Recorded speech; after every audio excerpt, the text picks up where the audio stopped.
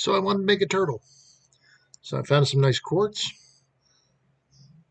and I got my gear together and made a slice, basically cutting it right down the middle,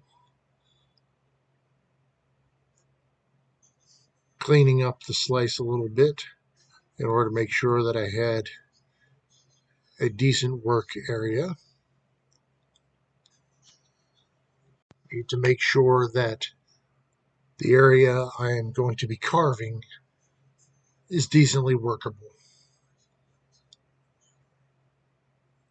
I like working with quartz, but sometimes it can be a pain in the backside. It is very hard to work with as the stone itself is very hard. So two nice slices. I chose one, drew the turtle out, and got my tools and went to work. I needed to smooth out the edges in order to make sure that there was nothing sharp, so if somebody's going to cut themselves on a pendant. And then I went about shaping the turtle itself. Now, this turtle is more of a shell than it is an actual turtle head with legs. So my main focus was not so much on the head as it is on preparing the body and the shell shape. The head is more for a area for me to attach the chain to so that it can be worn. Now, of course, I have sped up all my clips here. I didn't want everybody to sit all day and just watch this. However, I'm still able to show my work on this beautiful handmade piece. As you can see, I took a lot of care to make sure that I had both sides detailed. A turtle is not just one side of the shell, after all. Using a rotary tool and diamond bits, I got everything shaped out, and then I used some finer diamond bits to go ahead and put in a little bit more of the details, as well as cleaning things up. Rounded head diamond bits took care of shaping and finishing up those lines that I cut with the blade into the turtle shell there. Pretty much my goal was to make sure that all the ink I had put on the stone was ground off.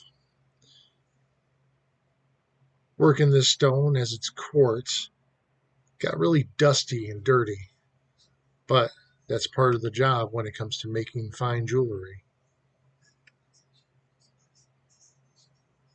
Nothing that you carve is going to produce rosebuds and flower petals. It's going to make dust and dirt and grime, and it's going to become beautiful when it's finished. I really enjoy carving and making handmade works like this. So after I got done shaping it, did a little bit of sanding in order to make sure that I had an area that I could polish well enough, cleaning up the piece and checking some finer details out. I had to make sure that everything was the proper depth and was able to hold a polish. So that meant working everything again that felt rough. And it's best to do this after you've cleaned off everything so you get a good idea. And once that was done, the buffing and the polishing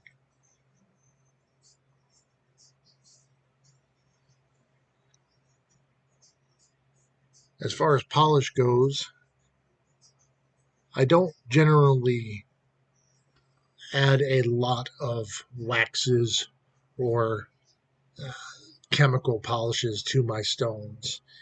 for the most part, just using the bare brushes, or I have some clay-based polish, but I try to stay away from abusing that because it's hard to clean out of the ridges.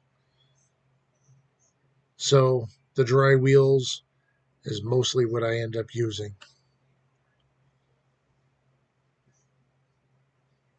A little bit of felt to make sure everything's clean, and then it's time to drill a hole. Drilling the hole, one of the important parts here, if you don't do it correctly, you break the piece that you just spent 4 hours working on.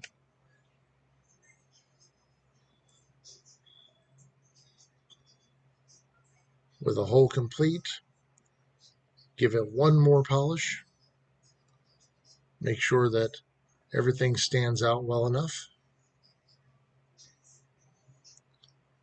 And then it is time to move on from the polishing and cleaning to figuring out how to put a bail on this thing.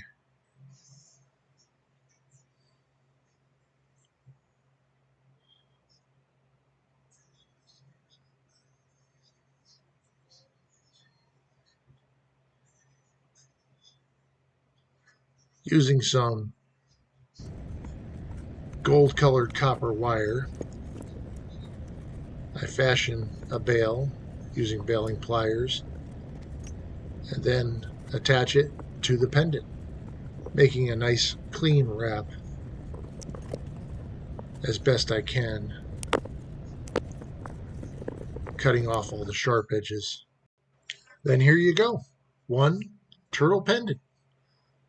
Thank you for watching.